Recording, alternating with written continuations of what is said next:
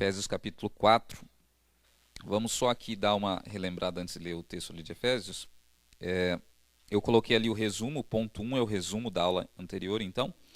A gente estava falando sobre a ética cristã na igreja e nós colocamos aquela questão ali que norteou nosso último estudo, né? Como a ética do reino foi incorporada na igreja primitiva, né? Na primeira igreja lá dos apóstolos, no primeiro século. E nós vimos ali, primeiro ponto, através do cuidado com os necessitados. Então já falamos isso em uma das nossas aulas. Segundo ponto, por meio de princípios relacionais que começaram a ser ensinados e praticados. Nós vimos ali os dois primeiros, bom trato, o interesse genuíno pelas pessoas, né, o relacionamento, a comunhão, nós já falamos também sobre isso. E aí no apêndice nós falamos sobre aquela letra C ali, tolerância, paciência e longanimidade. Então essa parte aí é que eu coloquei só via internet, depois vocês escutam. E os últimos dois pontos a gente vai falar hoje, que é sujeição mútua e perdão e arrependimento como práticas cotidianas. Então esses 5 princípios foram incorporados na primeira igreja lá como resultado dos ensinos de Jesus e da ética do reino de Deus. Então a gente vai começar falando sobre essa parte da sujeição mútua. Então vocês leiam comigo Efésios capítulo 4.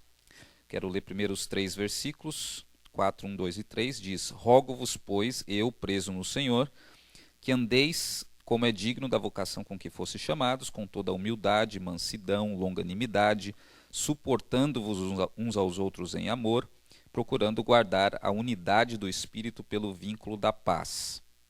Agora, passem lá para o versículo 31.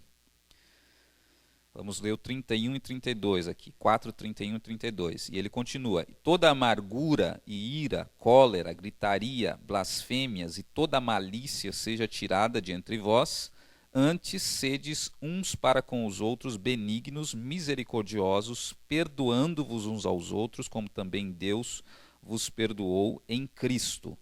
E agora vira a página aí, vai lá para 5:20.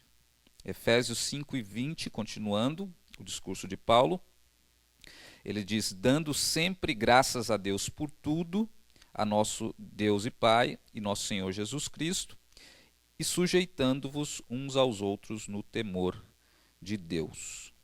Então vamos orar. Pai, muito obrigado por essa palavra, e eu te peço agora que o Senhor esteja na direção desse momento de estudo, nos orientando, nos ensinando. É o que nós oramos em nome de Jesus. Amém. Irmãos, então, essa parte da sujeição mútua, nós lemos o último verso ali de Efésios 5:21, ele diz: sujeitando-vos uns aos outros no temor do Senhor, né? Na Nova Versão Internacional ele fala: sujeitem-se uns aos outros no temor de Cristo. Então, veja, para a gente falar sobre isso, né? Tem que lembrar primeiro da aula passada que nós falamos sobre comunhão, sobre relacionamento. Nós falamos que uma das principais práticas que foram incorporadas na igreja primitiva, ali logo no início, foi essa perseverança na comunhão, no relacionamento.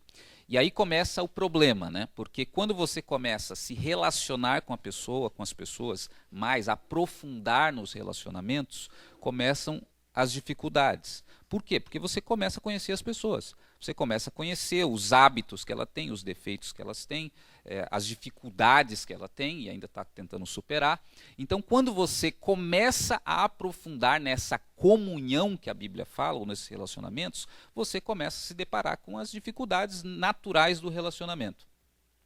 E aí que entra a questão difícil e que nós falamos, eu falei pelo menos no apêndice, para quem ouviu, coloquei ali no ponto 2, para que qualquer relacionamento possa se sustentar, em primeiro lugar, é preciso tolerância mútua das pessoas, que é o tema lá do apêndice. É preciso ter paciência com as pessoas, é preciso ter o que a Bíblia chama de longanimidade. E é longanimidade exatamente com as dificuldades que as pessoas têm, com os defeitos, com os hábitos, com as situações difíceis que você enfrenta em qualquer relacionamento. Então, em primeiro lugar, tem que ter essa tolerância mútua. Se não houver essa tolerância mútua, não tem relacionamento que resista. Isso a gente pode falar no campo do casamento, pode falar no campo da igreja, em qualquer relacionamento, qualquer grupo de pessoas, qualquer família, se não houver essa tolerância, essa paciência, os relacionamentos não conseguem resistir. Então esse é o primeiro ponto e a razão pela qual foi incorporado isso na igreja primitiva. Não tem como haver essa comunhão, esse relacionamento sem essa tolerância mútua entre as pessoas, né? Aí mais detalhes vocês veem no apêndice lá que eu deixei lá na internet. Agora, em segundo lugar, o que a gente vai comentar mais hoje, é que também não tem como haver, como um relacionamento possa se sustentar sem haver sujeição mútua, que é o texto que nós lemos lá, Efésios 5, 21. Sujeitai-vos uns aos outros no temor de Cristo. Então eu pergunto para vocês, para a gente iniciar a nossa reflexão aqui, o que é sujeitar-se? O que é se sujeitar? Oi? Exatamente. Sujeitar é você se submeter, é você obedecer, é você basicamente, eu vi uma definição interessante que dizia, é você render-se à vontade de alguém. Quando você se submete, se sujeita a alguém, sempre você está se sujeitando a alguém, você está simplesmente se rendendo à vontade de alguém, se sujeitando a uma vontade alheia. E quando a gente pensa nesse princípio, que é o princípio então de se sujeitar uns aos outros, a gente tem que lembrar do que a gente estudou no módulo passado, lá da história bíblica. A gente lembra que a queda, o rompimento da humanidade com Deus foi exatamente o momento em que ela deixou de se sujeitar a Deus, deixou de se submeter a Deus. Ela fez da sua própria vontade o valor absoluto, a coisa mais importante do universo. E a conversão é exatamente o caminho oposto, quando o ser humano, a humanidade, volta a se sujeitar a Deus, volta a se submeter a Deus. E a gente falou também que a origem de todos os conflitos é essa tal rebelião da vontade, de você colocar a sua vontade acima de tudo, a sua vontade ser o valor supremo. Então, quando a humanidade deixou de se submeter a Deus, que é a autoridade suprema, não se submete mais a ninguém. E quando não se submete mais a ninguém, você tem todo tipo de conflito que coloca a humanidade no caos que se estabeleceu ao longo da história humana. Uma nação se levantando contra a outra, um reino contra o outro, um querendo prevalecer sobre o outro, e nas relações humanas também, nos núcleos menores, na família, uma pessoa tentando se prevalecer ou fazer prevalecer a sua vontade sobre a outra. Então veja que quando o ser humano rompe com Deus e deixa de se submeter, de se sujeitar a Deus, inicia aí todo tipo de conflito que dá origem à humanidade tal qual nós conhecemos hoje.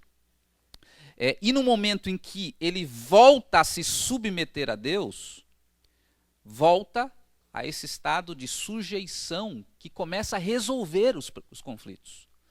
Primeiro, porque volta a depender de Deus, a se sujeitar a Deus, mas porque começa a aprender a se sujeitar às outras pessoas, a conviver, em outras palavras, a amar, porque se sujeitar ao outro é amar o outro. Então, nesse momento em que o homem se arrepende dessa rebelião, de ser o mundo girar em torno da sua própria vontade, e começa a aprender a se sujeitar a Deus e aos outros, começa a haver a revolução, a solução dos conflitos humanos, basicamente.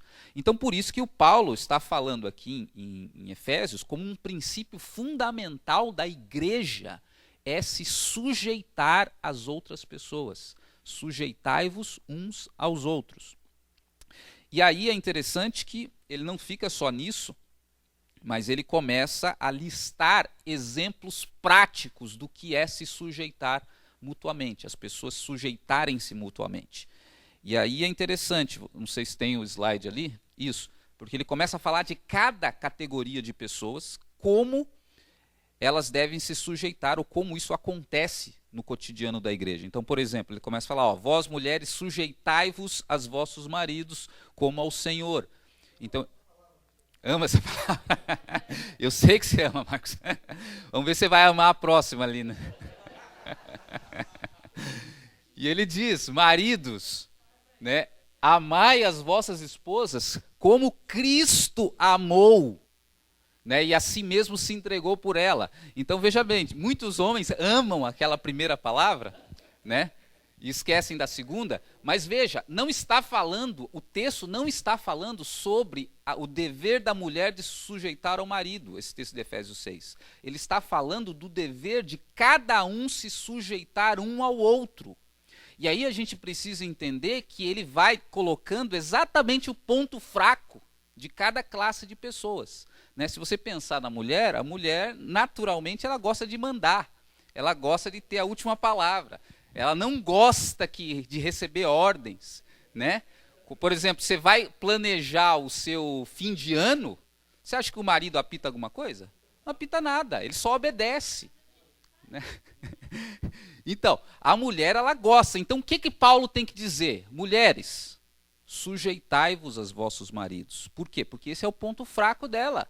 Agora, veja, o marido, geralmente, ele está bem confortável nessa posição de não fazer nada.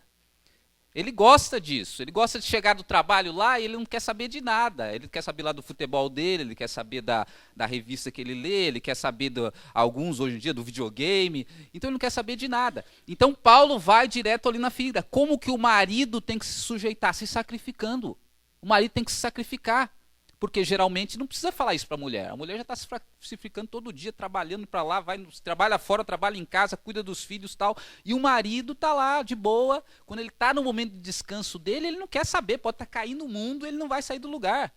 Então veja que o Paulo está dizendo, maridos, sacrifiquem-se pelas suas esposas. Né? Amar como Cristo amou a sua igreja é sacrificar.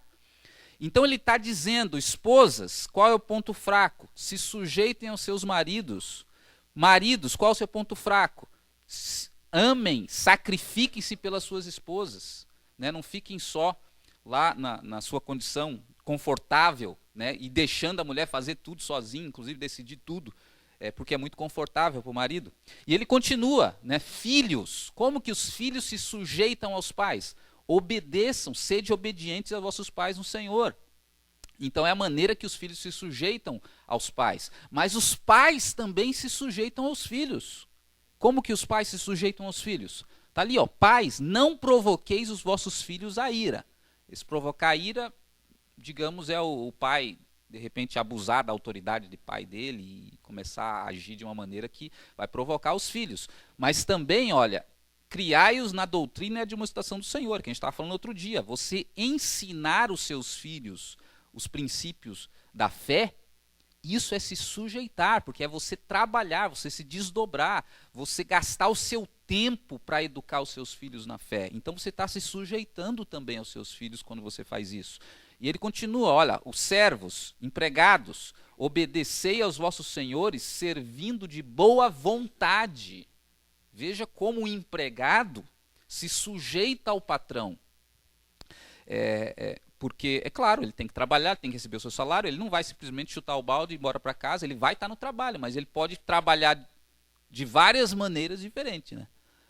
De má vontade, fazendo tudo ali de qualquer jeito, né? Até às vezes para prejudicar o patrão. Né? Então ele fala, faça de boa vontade como ao Senhor. Então, o próprio empregado, quando ele trabalha assim, ele está se sujeitando, está exercendo essa sujeição mútua. E os patrões da mesma forma. Senhores, fazei o mesmo por eles, pelos empregados, deixando as ameaças, tratando bem os empregados, ele continua lá falando. Então, veja, quando a gente está lendo Efésios, Paulo começa a esclarecer todas as dimensões, em várias categorias de pessoas, o que é se sujeitar uns aos outros. E por aí nós percebemos claramente que os conflitos familiares, frequentemente, são resultado da falta de sujeição mútua entre as pessoas. o marido com a esposa com o marido, filho com o pai, pai com o filho, patrões, empregados, servos, senhores e assim por diante. Então, eu coloquei ali para vocês, então, para que qualquer relacionamento possa se sustentar, é preciso tolerância mútua e é preciso sujeição mútua entre as pessoas. E eu coloquei ali letra A, sujeição nas relações familiares, foi o que nós vimos aqui. Letra B, sujeição às autoridades constituídas, também, né?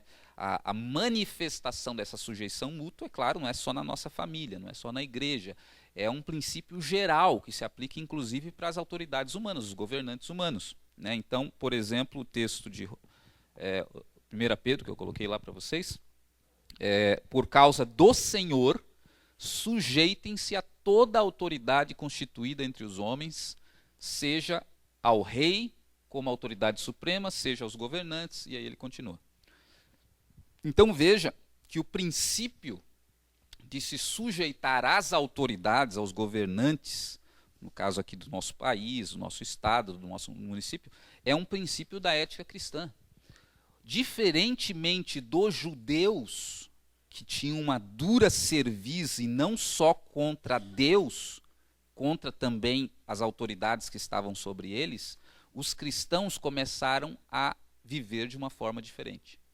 Eles não se levantavam contra a autoridade constituída, seja ela, fosse ela qual fosse. Lembra que eles estavam vivendo sob uma dominação romana, realmente algo feroz, que matava, que torturava, que fazia coisas terríveis, que explorava mesmo, espoliava as pessoas, e eles, você pode ler o Novo Testamento inteiro e procurar qualquer manifestação ali em que você perceba os cristãos se levantando contra a autoridade constituída. E nós estamos falando de autoridades iníquas, realmente. Então, isso significa que era um princípio da ética cristã, por quê? Porque está debaixo dessa sujeição mútua. Submeter-se a Deus implica submeter-se aos outros. E submeter-se aos outros implica em submeter-se às autoridades também, é uma consequência lógica. Então eles não se levantavam.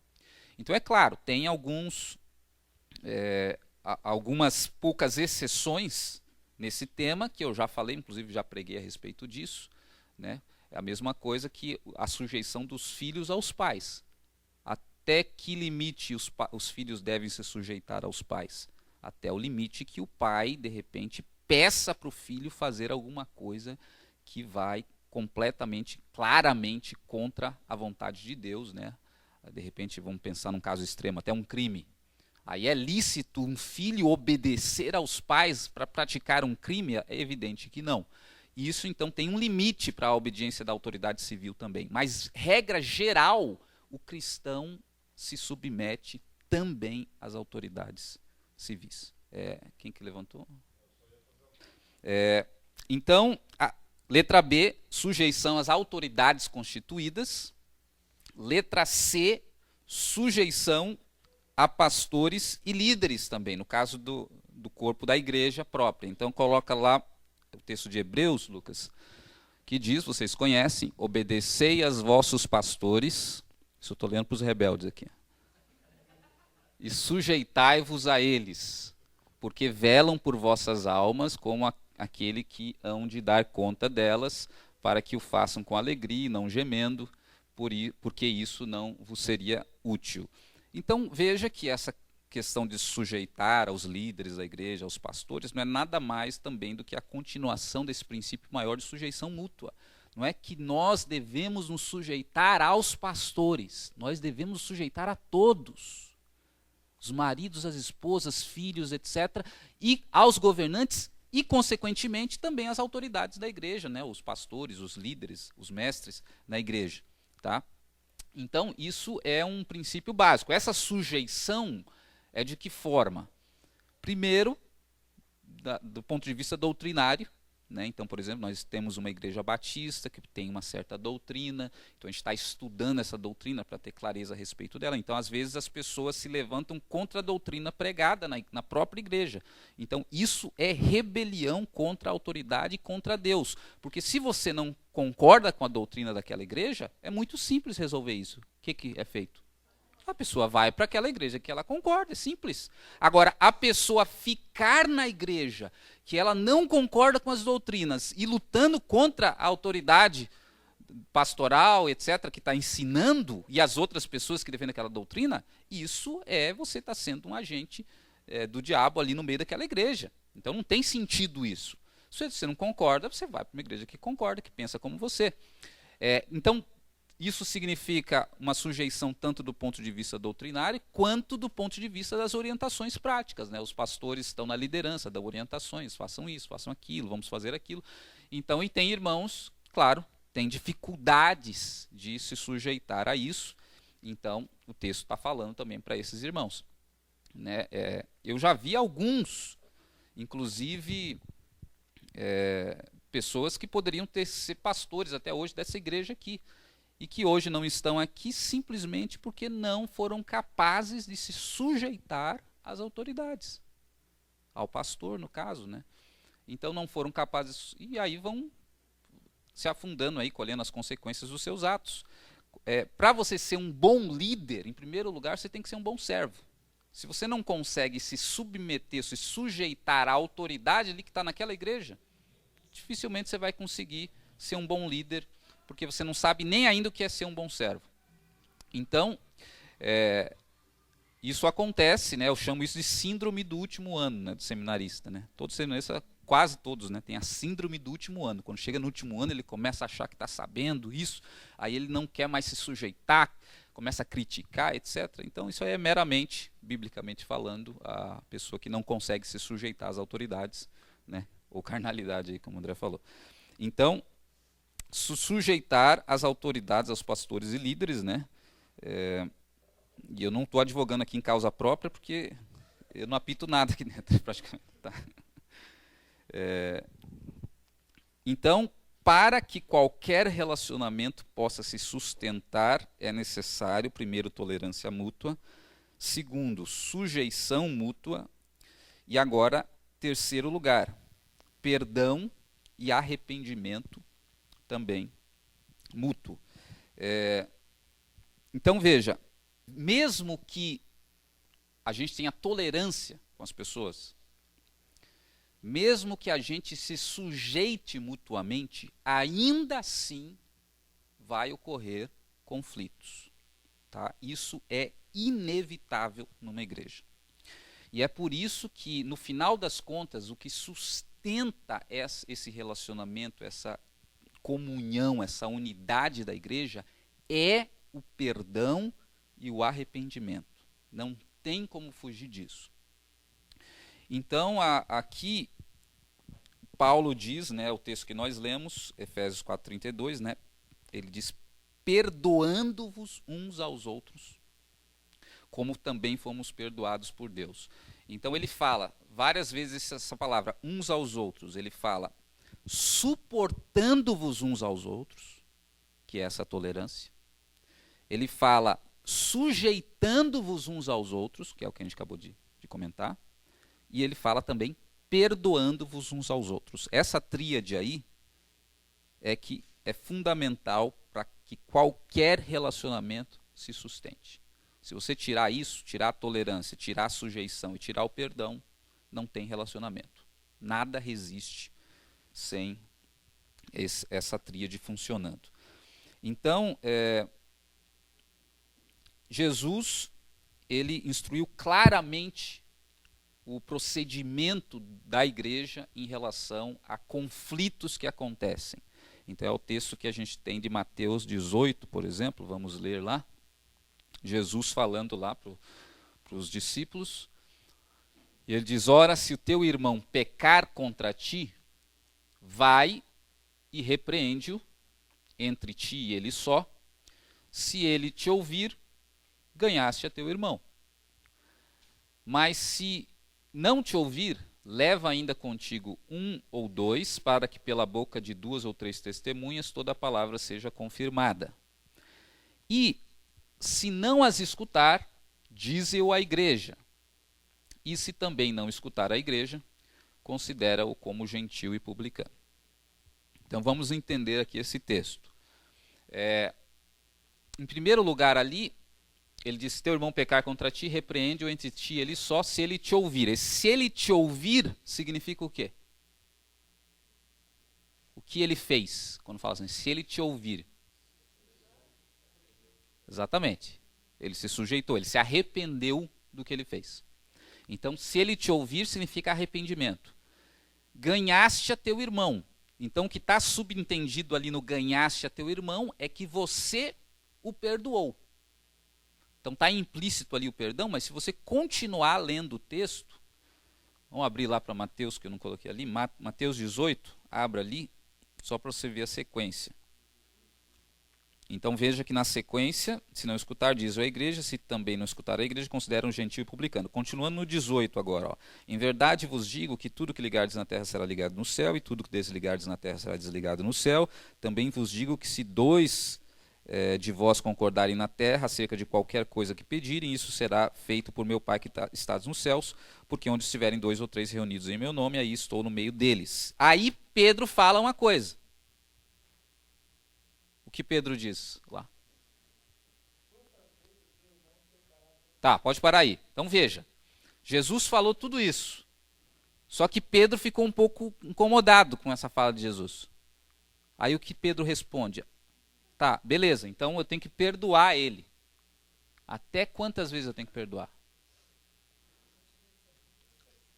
Até 7, Pedro pergunta. Não, até 70 vezes 7, Jesus responde.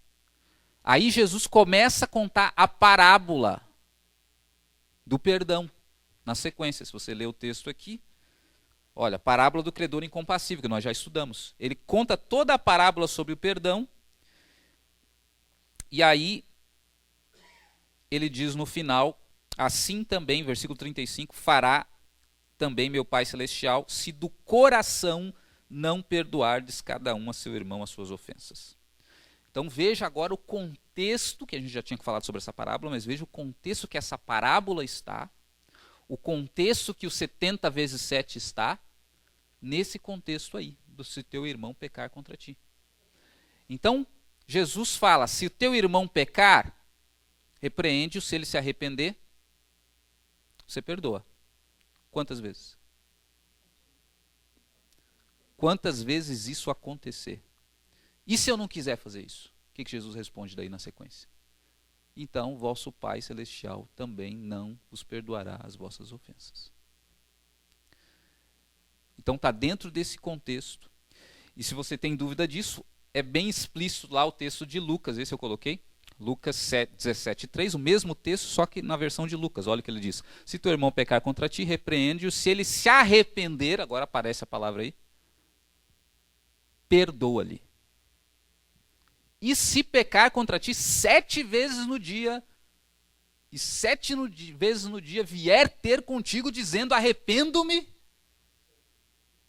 você faz o quê? Perdoa. Então aí ficou cristalino o procedimento que o cristão, ele está falando seu teu irmão na comunidade dos cristãos. Então, esse é o texto sobre esse arrependimento. Veja, tem que ser algo, então, a gente percebe, que é cotidiano da igreja. Acontece um problema, aí você fala com seu irmão, aí se ele se arrepender, você perdoa. Isso é o cotidiano da igreja.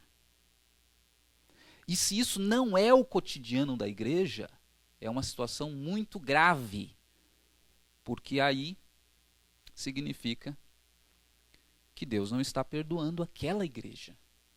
Ou seja, a comunhão daquela igreja com Deus está comprometida, se isso não faz parte do cotidiano dessa igreja.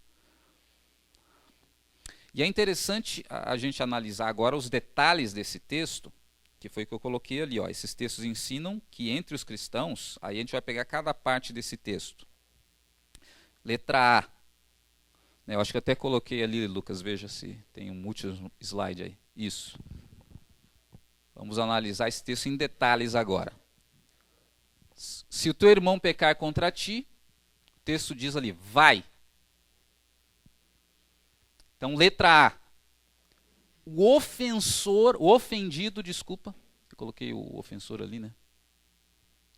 Arruma, depois, não tem aqui, mas depois vocês vão preencher atrás, tem esse quadrinho, tá? Que vocês vão preencher ali, né? Aí vocês preenchem certo ali, que eu coloquei errado ali. O ofendido, mas na letra A lá do texto, da folha, tá certo. O ofendido deve tomar a iniciativa. Não é o ofensor. É o ofendido. Vai, repreende-o entre ti e ele só. O que está dizendo a letra C ali, que eu não estou enxergando direito? Isso. Não deve envolver terceiros. Está compreendendo isso? Não é vai primeiro para o seu colega, para a sua esposa, para o seu amigo, para o outro irmão. É vai entre ti e ele só. É assim que Jesus está ensinando. Como se resolve o conflito. Vai entre ti e ele só. Não deve envolver terceiros no primeiro momento. Repreende-o. O que está escrito lá? Deve expor a situação. O ofendido, que se sentiu ofendido por qualquer razão, ele toma a iniciativa. Primeira coisa que Jesus está ensinando. Segundo, ele tem que expor a situação. Olha, aconteceu isso, aquilo, você falou aquilo, eu me senti ofendido, né? Eu não gostei. Expõe a situação. Só entre você e ele. Então, se acontecer um problema, você não vai primeiro contar, viu o que o irmão fez para mim? Se você fizer isso, você já está fora do que Jesus está ensinando. E aí você expõe a situação à ofensa. Se ele te ouvir, caso se arrependa, ganhaste teu irmão. Coloquei ali para vocês a letra D. O ofensor deve se arrepender ao tomar ciência da ofensa. Então, eu pensei aqui numa dinâmica até para a gente entender bem isso aqui. Era para eu trazer uma bola, né? Mas não achei uma bola, trouxe um cilindro aqui, né? Tanto faz, né? Então, eu vou pedir 2 voluntários. Por exemplo, a Priscila e o Paulo, que estão aqui pertinho. Priscila e o Paulo. A gente tem que ficar muito claro isso. Então, o Paulo é o ofensor. Ofendeu a Priscila, né? Claro que não precisa ser uma briga, né? Às vezes a ofensa mais ferina é aquela que é dita de maneira mais sutil, né? Então, Paulo ofendeu a Priscila. Então, Jesus diz ali que é o ofendido que deve tomar a iniciativa. Então, a bola está com a Priscila, não está com ele. O problema está na mão da Priscila agora. Por que Jesus coloca essa diretriz aí? Porque frequentemente, às vezes, claro, o ofensor ofende e sabe que fez. Mas muito frequentemente o ofensor faz e nem sabe que fez. Porque para ele foi uma coisa natural, ele não tinha intenção. Então é muito comum o ofensor não saber que ofendeu outra pessoa. E é por isso que a pessoa que foi ofendida tem que tomar a iniciativa, porque aí sempre vai ser resolvido o problema. Se o ofensor tomasse a iniciativa, quando ele não soubesse, nunca ia ser resolvido o problema.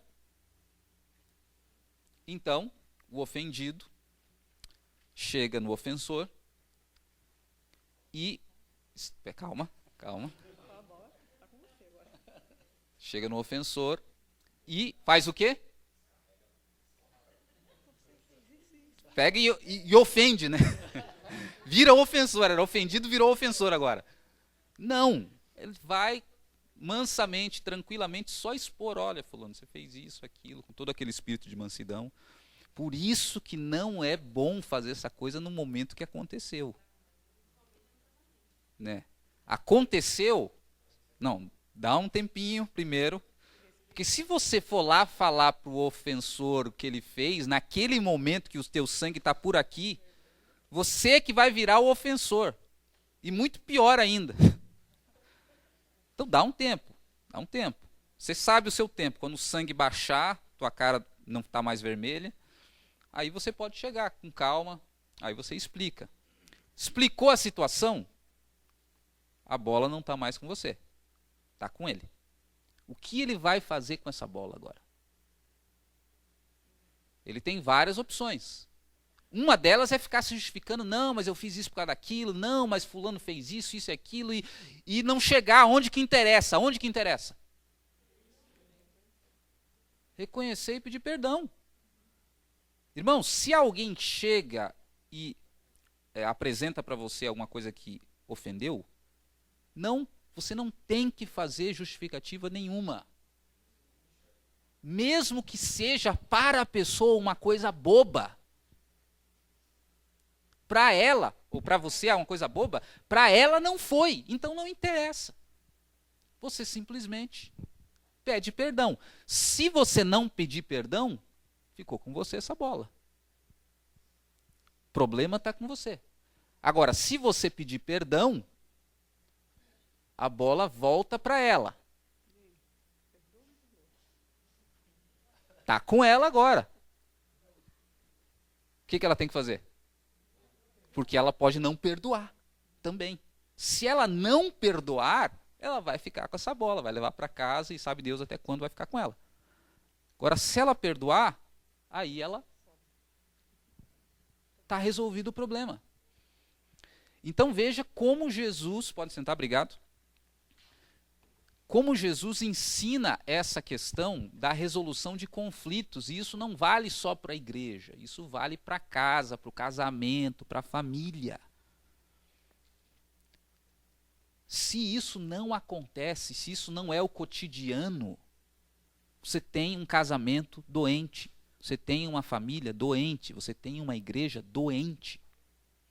E não é difícil a gente perceber que esse é um dos textos que muitas vezes são mais ignorados na igreja, são os textos mais desobedecidos na igreja, porque geralmente o que acontece? O ofendido não chega no ofensor. Ele fica esperando o ofensor chegar nele, se tocar, saber, manda sinais. Mas, se o ofensor não chegar, a pessoa não vai também, ou seja, está desobedecendo claramente o que Jesus ensinou. E aí, é claro, na família, no casamento, tem muitas sutilezas nesse processo. Por exemplo, porque no casamento, principalmente, a gente usa muito a linguagem, a comunicação não verbal, né? Então, quando o marido faz alguma coisa que a esposa ficou chateada de verdade, o que ela faz?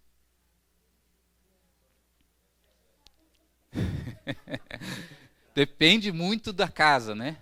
Algumas pode ser que pratos voem, né? Outras pode ser que, né, como o Júnior falou, só bate porta, começa a ouvir as portas batendo mais forte. Mas, via de regra, a comunicação é não verbal. Você percebe que você fez alguma coisa errada só pelo jeito da pessoa, pelo comportamento dela. Porque a cara dela já mudou, o tratamento que ela te dá já mudou. Então você já sabe, fiz alguma coisa.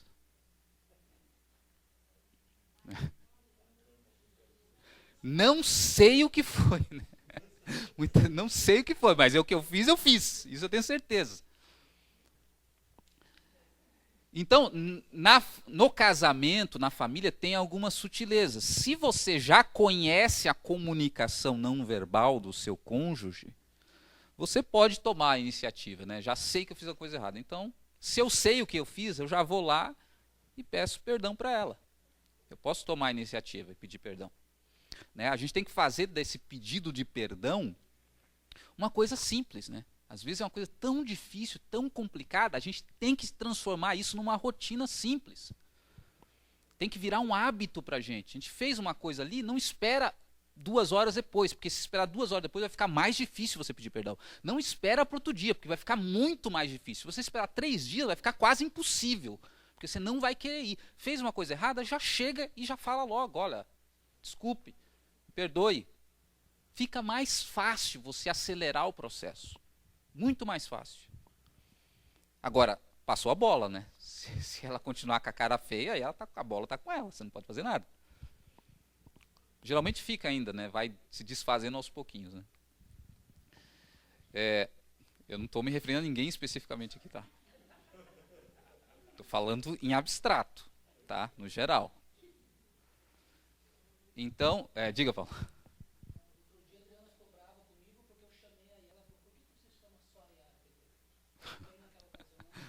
Uhum. Então imagine, o Paulo não chamou ela porque estava assumindo de certo que ela não ia querer ir. Aí a pessoa ficou brava justamente com isso. Ou seja, se ela não fala, o Paulo jamais vai ficar sabendo por que ela está desse jeito. Só que ela tomou a iniciativa, até porque ela devia desconfiar, né? Ele não deve saber por que eu estou bravo. Né? Então eu vou falar para ele. Então é isso, se você conhece a linguagem, a comunicação não verbal da sua esposa, você pode tomar a iniciativa, viu que fez uma coisa errada, sabe o que é, vai lá. Agora, se a esposa sabe que o marido não tem a mínima chance de saber por que ela está assim, tem que seguir o texto. Ela chega nele e fala claramente, desenha. Mas é claro, né, para os homens, se você não desenhar, tem alguns que até desenhando eles não vão entender. Aí você explica para ele claramente. Tá? E aí, explicando, ele tem a oportunidade de se retratar, pedir perdão e resolver a situação. Mas como eu disse, né, quando a pessoa está ofendida, às vezes a última coisa que ela quer fazer na vida é falar com a pessoa. Né? Então tudo bem, espera a poeira baixar, mas quando você tiver a oportunidade, você fala, explica. Por isso que é tão importante o tempo do casal, né, o tempo devocional do casal. Esses conflitos comigo lá em casa é resolvido tudo nesse momento. Porque se você for parar para ter a circunstância ideal para você fazer isso, não vai acontecer nunca. Porque você está correndo para lá, correndo para cá, a esposa está correndo para o outro lado, você nunca vai passar e passou, já era. Agora, se você tem um momento que você, periodicamente, mensalmente, sei lá, se reúne com a sua esposa, com o seu marido, é um momento ideal, porque ali diante de Deus, com a Bíblia aberta, né, a probabilidade de acontecer alguma coisa é bem menor já, né? De lavar a roupa suja e tal. Então você ali com aquele espírito de mansidão, você está inspirado, espiritual, né? Aí com aquele espírito de mansidão você vai dizer para sua esposa, ela também vai estar em condição ideal de perdoar você. Então, quando a família, o casal, não tem esse tempo, é muito ruim, porque acaba não havendo ocasião para que essas coisas aconteçam. E no momento da briga, não tente fazer isso, porque senão você vai jogar gasolina no fogo. Né? Tem que esperar.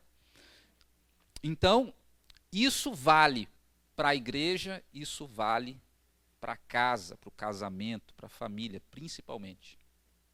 E se isso não acontece, o casamento vai ficando, a família vai ficando cada vez mais adoecida, até chegar a um ponto que as ofensas já foram tantas que não dá para saber por onde começar. Como que eu vou resolver isso? Eu não sei nem, tem que puxar o fio do novelo ali, você vai puxando e não vai acabando nunca. As situações têm que ser resolvidas. E a nossa tendência muitas vezes é o seguinte, passou alguns dias, passou, deixa isso para lá. Só que essas coisas que a gente fala assim, passou, deixa para lá, foi uma coisinha à toa, elas não desaparecem, elas ficam lá esperando o momento oportuno para surgir de novo. Por isso que tem que ser resolvidas, porque aí elas não voltam. Se você não faz isso, elas acumulam, e aí esperam só aquela situação chave, e a pessoa daí fala, por que a pessoa estourou desse jeito? 3 anos acumulando, não foi só isso. Mas qual é a responsabilidade? Quem é a responsabilidade? Da pessoa que foi acumulando e nunca expôs a situação para que houvesse a retratação. Tá? Então, recapitulando aqui, para que qualquer relacionamento possa se sustentar, é preciso a tolerância mútua, é preciso a sujeição mútua, é preciso arrependimento e perdão mútuo. E ali está os pontos, letra A, o ofendido, ou o mais maduro, né, Gálatas 6:1 fala isso, deve tomar a iniciativa para a reconciliação. Letra B, a primeira pessoa com quem o ofendido deve falar é o ofensor, não terceiros. Letra C, o ofendido deve expor a situação ou a ofensa ao ofensor. Letra D, o ofensor, ao tomar ciência da ofensa, deve se arrepender e o ofendido perdoar. Letra E, caso não se arrependa, agora a última parte. Ok, Ricardo, mas e na igreja, caso a pessoa que foi o ofensor não se arrependa, o que é feito? Está dizendo lá o texto também, olha lá. Ó. Se não te ouvir, faz o quê? Leva ainda contigo 1 ou 2, para que pela boca de 2 ou 3 testemunhas toda a palavra seja confirmada. Basicamente está dizendo o seguinte, tenta de novo. Só que leva algumas pessoas com você. Até para evitar que a pessoa já demonstrou aquela tendência a não se arrepender, então já leva 2 pessoas até para evitar, em vez de resolver, piorar mais a situação. Leva 2 testemunhas, pelo menos. Conversa com a pessoa de novo, tenta resolver com a pessoa de novo. Mas e se a pessoa ainda assim não se arrepender? Está lá a continuação. Se não escutar, dize-o à igreja, ou leva perante a igreja.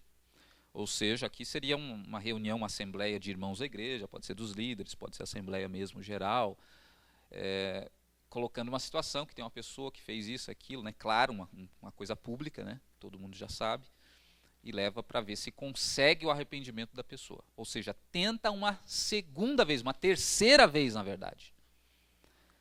E por fim, se a pessoa não se arrepender mesmo assim, o que acontece ali na sequência? O que quer dizer considera-o como um gentil e publicano? O que quer dizer isso? Então veja bem, o princípio básico da pessoa que aceitou a fé cristã é o arrependimento.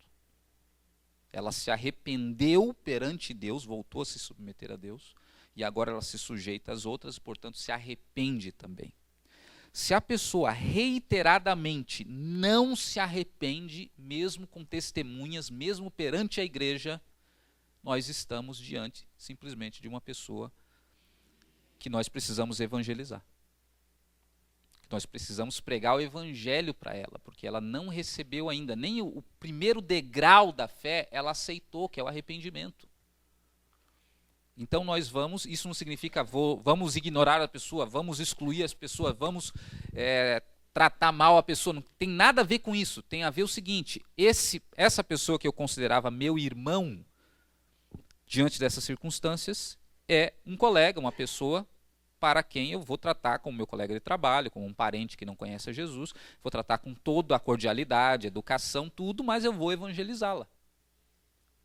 Não faz sentido eu considerá-la como um irmão. Então, as igrejas dão encaminhamento a respeito disso de várias maneiras diferentes, mas o básico é isso. Aquela pessoa não é mais considerada como um irmão na fé. Se ela não se arrepender. Então, veja a importância dessa questão do perdão e do arrependimento no ensino de Jesus, na ética do reino de Deus. E veja que isso não se confunde com um certo tipo de justiçamento, com você querer punir a pessoa, nada disso, porque o que está explícito ali é você tentar 3 vezes, ou seja, você tentar esgotar todas as possibilidades de restaurar o seu irmão. E se você fracassar em todas elas, não tem o que fazer mais. Então, isso aqui, irmãos, é o básico para uma igreja funcionar. Isso é um básico para uma igreja crescer e avançar. Isso aqui tem que ser a rotina da nossa igreja. Isso todos os membros têm que saber esses detalhes. E tem que praticar. E principalmente os líderes, a liderança da igreja, porque os membros têm uma rotatividade maior, entra, sai, vem de outras igrejas. Então é difícil você atualizar esses ensinamentos para todos os membros a todo momento. Sempre vai ter gente que não conhece ou que não pratica. Mas os líderes da igreja, esse grupo que está de liderança que estão fazendo esse curso, tem que praticar isso, e principalmente entre a liderança. Os irmãos que fazem parte da liderança. Porque eu lamento informar para vocês que eu vou ofender vocês. Talvez não querendo, mas é inevitável. Eu vou fazer coisas que as pessoas vão ficar chateadas. E você vai fazer também com os outros. E por isso que tanta gente sai da igreja, as igrejas racham, não crescem, ficam doentes sem crescer, porque as pessoas costumam fazer isso. O irmão falou uma coisa, me chateou, o que a pessoa faz? Ou vira a cara e começa a ser um instrumento ali de retaliação, ou vai embora para outra igreja, ou seja, não pratica o evangelho. Isso vai acontecer aqui várias vezes, isso vai acontecer na outra igreja para onde você for, para outra, e você não vai parar em lugar nenhum, porque você não entendeu que nenhum relacionamento se sustenta se não tiver perdão e arrependimento. Nenhum relacionamento, nenhum grupo se mantém.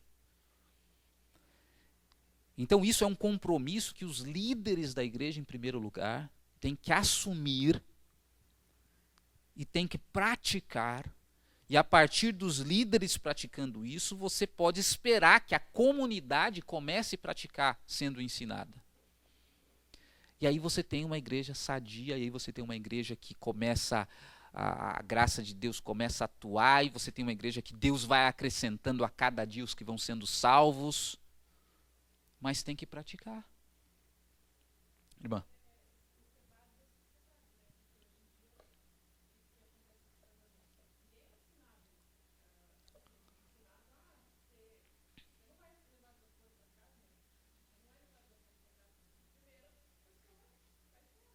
Uhum.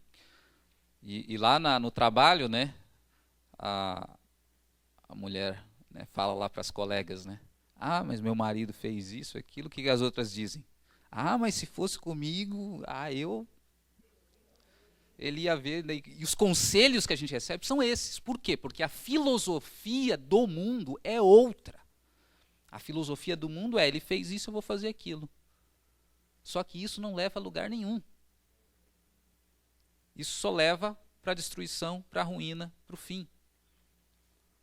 Que é, no fundo, o orgulho, que é, no fundo, a resistência, a sujeição ao outro, que é a síndrome de Lúcifer.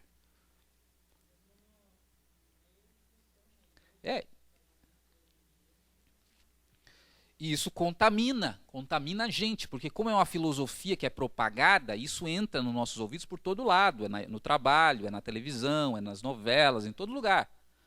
Então a gente começa no trânsito, a gente começa a incorporar essa filosofia que não tem nada a ver com o reino de Deus. E a gente começa a colher as consequências exatas dessa filosofia.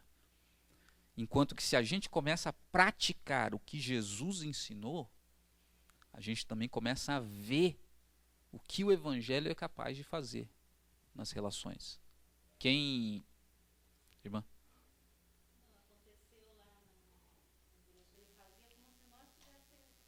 Ofendido. O que é comum, né? O que é comum muitas vezes, né? Por isso que a Bíblia fala, você, quando tem uma ofensa, você que é mais espiritual, tome a iniciativa, e se for necessário, pedir perdão, mesmo tendo sido ofendido, você faz isso. Sim.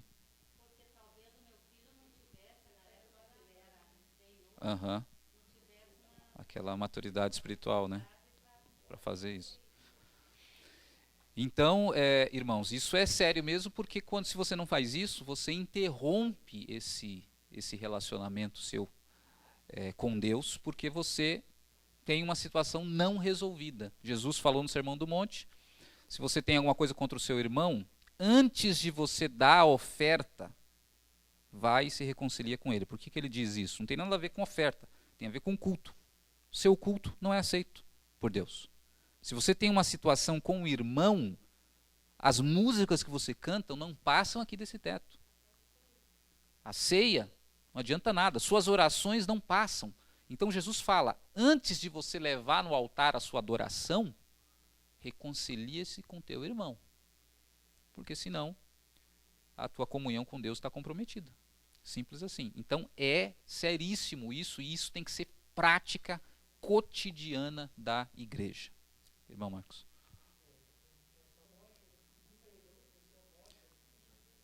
Dentro da filosofia do mundo, né, que não é cotidiano esse pedido de perdão, muitas vezes vai acontecer só depois que a pessoa está lá no caixão, quando já não pode mais escutar e nem responder. Né?